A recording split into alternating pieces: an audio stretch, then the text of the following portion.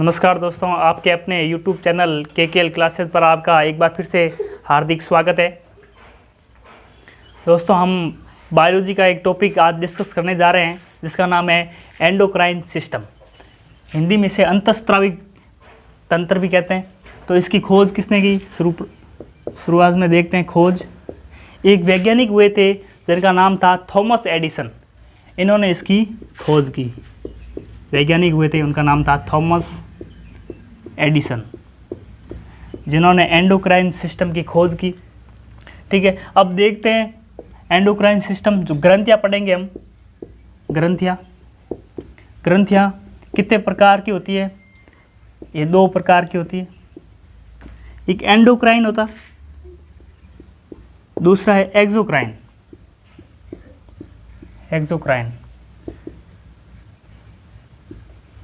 हिंदी में एंडोक्राइन को अंतःस्रावी कहते हैं और हिंदी में एक्सोक्राइन को बहिस्रावी कहते हैं। ठीक है, तो देखते हैं पहले एंडोक्राइन।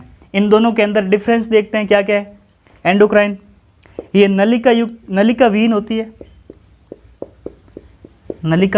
है, और ये नलिका युक्त होती है। यानी जो मेरे शरीर से ये पसीना निकल रहा है अभी, तो पसीना निकल रहा है तो अंदर क्या है कि कुछ नलियां हैं जो नलिका द्वारा ये बाहर निकल रहा है, तो ये एक्सोक्राइन ग्रंथियाँ है। कौन सी है? एक्सोक्राइन। और एंडोक्राइन जैसे पीयूष ग्रंथि से ऑक्सीटोसिन हार्मोन निकल रहा है, आपको दिख रहा है बाहर? नहीं दिख रहा है, क्योंकि ये नलिका विहीन है। ठीक है, दूसरा इसका डिफरेंस देखते हैं। पहला ये हो गया, दूसरा ये हार्मोन स्रावित करता है। जो एंडोक्राइन ग्रंथियाँ हैं वो हार्मोन स्रावित करती है, हार्मोन को बाहर निकालती है। और जो एक्सोक्राइन ग्रंथियाँ ये एंजाइम को बाहर निकालती है, एंजाइम को। तो डिफरेंस एक बार फिर से वापस देख लेते हैं। ये एंडोक्राइन ग्रंथि है जो नलिका विहीन होती है, एक्सोक्राइन ग्रंथि है तो नलिका युक्त होती है। और जो एंडोक्राइन ग्रंथि है वो हार्मोन को स्रावित करती है, और जो एक्सोक्राइन ग्रंथि है वो एंजाइम को स्रावित करती है। अब इनका उदाहरण देखते हैं। एग्जाम्पल कौन कौन से हैं? एग्जाम्पल की बात करें तो एंडोक्राइन ग्रंथि में एग्जाम्पल जैसे पिट्यूटरी ग्लैंड, पीयूष ग्रंथि, ठीक है, और थाइमस ग्रंथि, ठीक है। और एक्सोक्राइन ग्रंथि के उदाहरण की बात करें तो लार ग्रंथि, ठीक है, और श्वेत ग्रंथि, पसीने को हिंदी में श्वेत कहते हैं, श्वेत ग्रंथि। और अश्रु ग्रंथि, आंसू बाहर निकलते हैं। ठीक है, तो इनको हम डिटेल में पढ़ेंगे अभी एंडोक्राइन सिस्टम को। तो देखते हैं, पहली ग्रंथि देखते हैं। पहले पूरा स्ट्रक्चर देख लेते हैं, कौन सी ग्रंथि कहाँ कहाँ पाई जाती है। यानी ये मानव मस्तिष्क है। मानव मस्तिष्क के अंदर दो ग्रंथियाँ पाई जाती है। एक है पीयूष ग्रंथि जो हाइपोथैलेमस के अंदर पाई जाती है, पीयूष ग्रंथि। इसे पिट्यूटरी ग्लैंड भी कहते हैं इंग्लिश में। आपको इंग्लिश वाला नाम याद रखना है क्योंकि बहुत ज़्यादा इंपॉर्टेंट है। इंग्लिश में सीधा पूछते हैं एग्जाम के अंदर कि पिट्यूटरी ग्लैंड, सीधा ऐसे लिखते हैं पिट्यूटरी ग्रंथि। तो आपको याद रखना है, हिंदी वाला तो याद रखना ही है, साथ साथ में इंग्लिश का भी याद रखना है। Pituitary gland. दूसरी एक ग्रंथि और पाई जाती है जिसका नाम है पीनियल ग्रंथि, ये भी इंपॉर्टेंट है। आगे देखते हैं। मानव मस्तिष्क के बाद में हम जब गले के अंदर आते हैं तो एक ग्रंथि पाई जाती है जिसका नाम है थायराइड ग्रंथि, ठीक है। और थायराइड ग्रंथि, और यहाँ एक पैराथायराइड ग्रंथि भी पाई जाती है, पैराथायराइड। उसके बाद में जब हार्ट की तरफ हम आते हैं तो हार्ट के ऊपर एक ग्रंथि पाई जाती है जिसका नाम है थाइमस ग्रंथि। हार्ट के ऊपर एक ग्रंथि पाई जाती है जिसका नाम है थाइमस ग्रंथि, ठीक है। और उसके बाद में थाइमस, और यहाँ एक पैनक्रियाज ग्रंथि पाई जाती है थाइमस के नीचे, पैनक्रियाज ग्रंथि, आग्नाशय ग्रंथि भी कहते हैं, आग्नाशय, पैनक्रियाज ग्रंथि इंग्लिश में, ठीक है। और उसके बाद में हमारे शरीर के अंदर दो किडनियाँ पाई जाती है। किडनियों के ऊपर दो ग्रंथियाँ पाई जाती है जिसका नाम है एड्रिनल ग्रंथि, एड्रिनल ग्रंथि, ठीक है। और स्मॉल इंटेस्टाइन के नीचे 2 ग्रंथियाँ पाई जाती है मादा के अंदर, जिसका नाम है ओवेरी ग्लैंड, ओवेरी ग्लैंड, ठीक है। और नर के अंदर 2 ग्रंथियाँ पाई जाती है जिसका नाम है टेस्टस ग्रंथि, टेस्टस ग्लैंड। तो ये इनको हम डिटेल में पढ़ेंगे। तो पहली ग्रंथि देखते हैं, पीयूष ग्रंथि। पहली ग्रंथि पढ़ते हैं पीयूष ग्रंथि, इसको हम डिटेल में पढ़ने जा रहे हैं दोस्तों। पीयूष ग्रंथि, पीयूष जिसको पिट्यूटरी ग्लैंड कहते हैं, पीयूष ग्रंथि जिसे पिट्यूटरी ग्लैंड कहते हैं, ठीक है। और देखते हैं इस ग्रंथि को एग्जाम के अंदर क्वेश्चन पूछे जा चुके हैं कि मास्टर ग्रंथि किसे कहते हैं। तो पीयूष ग्रंथि को मास्टर ग्रंथि कहते हैं, मास्टर ग्रंथि। पीयूष ग्रंथि को क्या कहते हैं? मास्टर ग्रंथि। मास्टर ग्रंथि इसलिए कहते हैं क्योंकि ये ग्रंथि शरीर की बहुत सारे ग्रंथियों को नियंत्रित करती है, क्योंकि इस ग्रंथि से बहुत सारे हार्मोन निकलते हैं, जैसे टीएसएच हार्मोन है, एसीटीएसएच हार्मोन है। टीएसएच हार्मोन जो थायराइड ग्रंथि को प्रेरित करता है, एसीटीएसएच हार्मोन जो एड्रिनल ग्रंथि को प्रेरित करता है, ठीक है। एफएसएच हार्मोन, एलएच हार्मोन जो लैंगिक जनन को प्रेरित करता है, इसलिए इस ग्रंथि को मास्टर ग्रंथि कहते हैं, ठीक है। और मास्टर ग्रंथि इसे कहते हैं, लेकिन इसको भी कोई नियंत्रित करने वाला होना चाहिए। तो मास्टर ग्रंथि और मास्टर हाइपोथैलेमस को कहते हैं, हाइपोथैलेमस, हाइपोथैलेमस, इसे मास्टर ग्रंथि ऑफ मास्टर कहते हैं, मास्टर ग्रंथि ऑफ, मास्टर ग्रंथि ऑफ मास्टर कहते हैं, ठीक है। तो क्योंकि ये हाइपोथैलेमस के अंदर ही पाई जाती है, पीयूष ग्रंथि है जो मस्तिष्क के अंदर, हाइपोथैलेमस उसके अंदर ये पाई जाती है।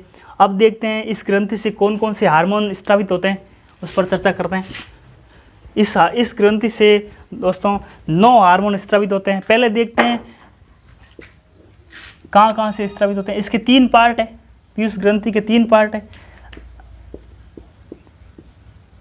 अग्रपालिक, मध्यपालिक, अग्रपालिक, मध्यपालिक, और तीसरा पार्ट है पश्चपालिक।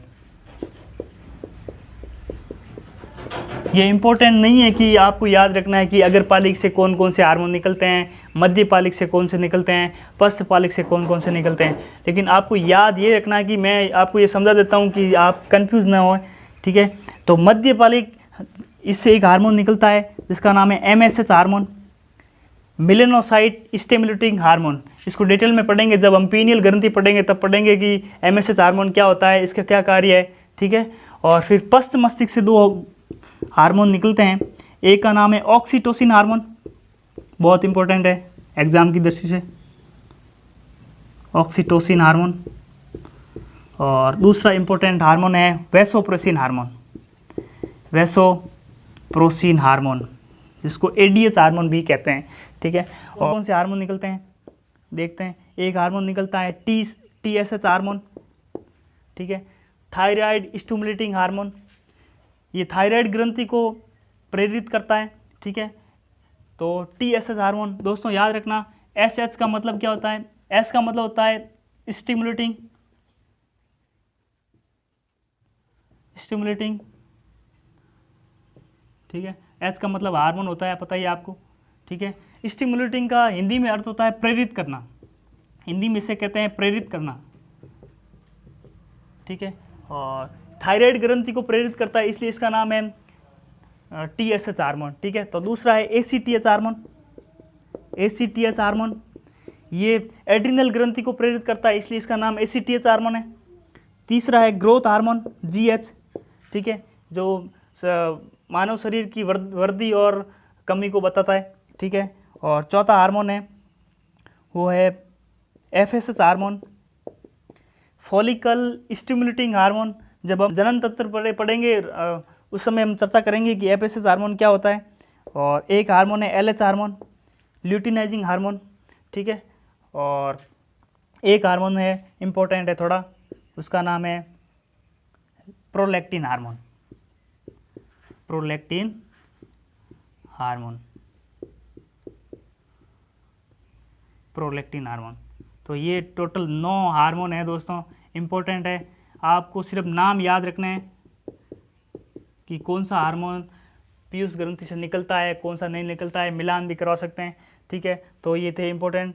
और अब हम देखते हैं कि TSH हार्मोन, जो थायराइड ग्रंथि पढ़ेंगे उस समय हम चर्चा करेंगे TSH हार्मोन के बारे में, ठीक है। अभी चर्चा नहीं करेंगे क्योंकि उस समय जब पढ़ेंगे उस समय आपको समझ में ज़्यादा आएगा। ACTH हार्मोन है, जब हम एड्रिनल ग्रंथि पढ़ेंगे, एड्रिनल पढ़ेंगे उस समय चर्चा करेंगे, ठीक है। और ग्रोथ हार्मोन को अभी डिस्कस करेंगे। प्रोलैक्टिन, अभी 4 हार्मोन को डिस्कस करेंगे, growth hormone, prolactin hormone, oxytocin और वेसोप्रेसिन, ठीक है। FSH और LHH इनको जब हम जनन तंत्र पढ़ेंगे उस समय इसका डिस्कस करेंगे, ठीक है। और अब पहले देखते हैं प्रोलैक्टिन, पहला हार्मोन प्रोलैक्टिन हार्मोन।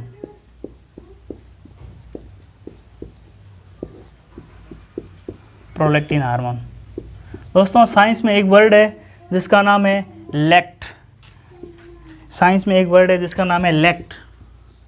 जहाँ जहाँ लैक्ट तो उसका अर्थ होता है दूध, दूध को साइंस की भाषा में लैक्ट कहते हैं। इसलिए लैक्ट शब्द आया, देखो आप गौर करके देखिए, लैक्ट शब्द आया तो दूध से रिलेटेड होगा, ठीक है। तो ये मदर ब्रेस्ट बना रहा हूँ मैं। मदर ब्रेस्ट के अंदर जब डिलीवरी हो जाती है, प्रसव के बाद में, यानी माता बच्चे को जब जन्म दे देती है, जन्म के तुरंत बाद जब माता के ब्रेस्ट के अंदर, मदर ब्रेस्ट है, मदर ब्रेस्ट के अंदर दूध का निर्माण करता है। ये इंग्लिश में इसे मिल्क फॉर्मेशन कहते हैं, formation of milk, formation of milk hormone,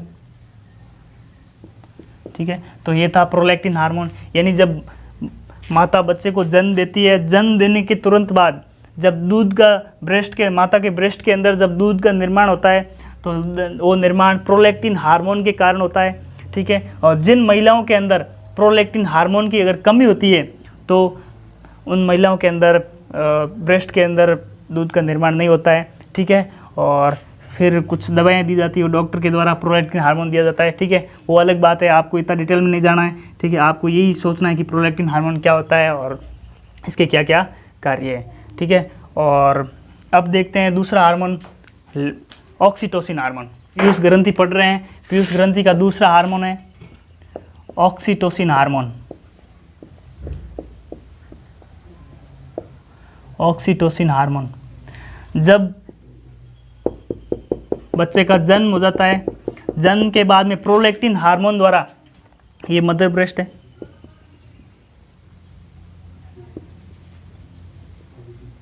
breast, इसे स्तन कहते हैं हिंदी में, ठीक है।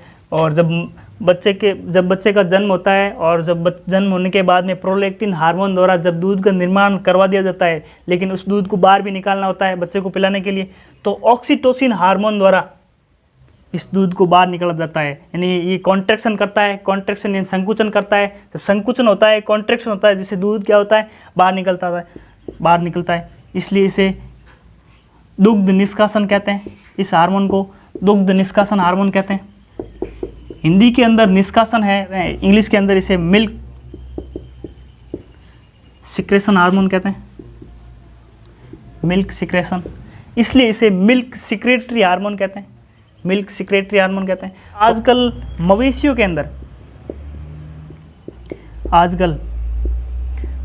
के अंदर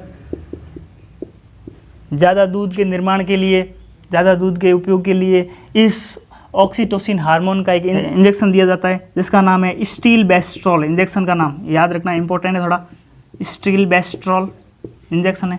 इस स्टिलबेस्ट्रॉल इंजेक्शन के अंदर ऑक्सीटोसिन हार्मोन होता है, जिसके द्वारा, इस ऑक्सीटोसिन हार्मोन के द्वारा मवेशियों में दूध की मात्रा बढ़ जाती है, ठीक है। तो इसके बाद में जब बच्चे का जन्म होता है, ठीक है, उस समय इस हार्मोन की क्या इम्पोर्टेंस है वो हम देखने जा रहे हैं। यानी जब ये है गर्भाशय, ठीक है, गर्भाशय के अंदर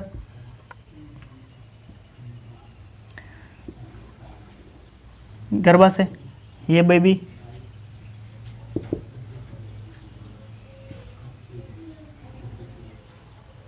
ये बच्चा, यानी जब प्रसव पीड़ा होती है उस समय ये हार्मोन यानी जो ऑक्सीटोसिन हार्मोन है ये कॉन्ट्रैक्शन, गर्भाशय के अंदर कॉन्ट्रैक्शन कराता है। कॉन्ट्रैक्शन कॉन्ट्रैक्शन को हिंदी के अंदर संकुचन कहते हैं, कॉन्ट्रैक्शन या संकुचन। यानी जब प्रसव पीड़ा के समय ये हार्मोन यानी ऑक्सीटोसिन हार्मोन कॉन्ट्रैक्शन कराता है, जिससे क्या संकुचन होता है, कॉन्ट्रैक्शन होता है, जिससे क्या है कि बच्चे की जन्म में आसानी होती है, प्रसव। ठीक है, इसलिए इसे बर्थ हार्मोन भी कहते हैं, बर्थ हार्मोन, जन्म हार्मोन भी या प्रसव हार्मोन भी कहते हैं। ठीक है, प्यार, भावुकता, इसके लिए ये हार्मोन जिम्मेदार होता है। ठीक है, तो ये था प्यार हार्मोन के बारे में। और दूसरा है, एक और देखें तो नर के अंदर और मादा के अंदर अगर डिफरेंस देखें और मादा के अंदर डिफरेंस देखें तो नर और मादा में ये मादा के अंदर ही पाया जाता है, नर के अंदर ये ना के बराबर होता है, बिल्कुल नहीं पाया जाता। आजकल इसका दुरुपयोग किया जाता है, आजकल ऑक्सीटोसिन हार्मोन का दुरुपयोग किया जाता है फलों को पकाने के अंदर, फ्रूट है उनको पकाने के लिए इसका दुरुपयोग किया जाता है। यानी ऑक्सीटोसिन हार्मोन जब नर के अंदर होता ही नहीं है तो आजकल हम क्या के फल खाते हैं पके पकाए, तो फलों को पकाने के लिए ऑक्सीटोसिन हार्मोन का दुरुपयोग किया जाता है। ऑक्सीटोसिन हार्मोन कच्चे फलों के अंदर लगा देते हैं, जिससे क्या है फल पक तो जाते हैं, लेकिन इसका दुरुपयोग जब हम खाते हैं तो मनुष्य नर के अंदर ये हार्मोन चला जाता है। इस हार्मोन के नर के अंदर जाने से आजकल चिड़चिड़ापन,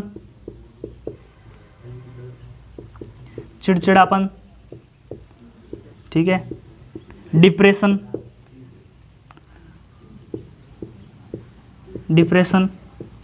और कैंसर जैसी भयानक बीमारियां हो रही है, ठीक है। तो ये था ऑक्सीटोसिन हार्मोन, इसके फ़ायदे भी देखे और इसकी दुरुपयोग भी हमने देख लिए। इसलिए मेरे चैनल को सब्सक्राइब करें, लाइक करें और मैं आशा करता हूँ कि आपको ये वीडियो ज़रूर पसंद आया होगा। धन्यवाद।